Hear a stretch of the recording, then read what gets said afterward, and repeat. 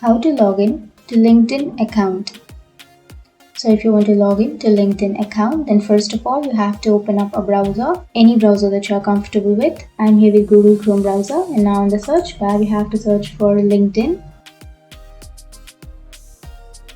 And after searching, here on the first search you will have login or sign up, which says www.linkedin.com. You can click on that. Now it will take you to the login page or the sign in page. So now to log in, first you have to enter your email or your phone number.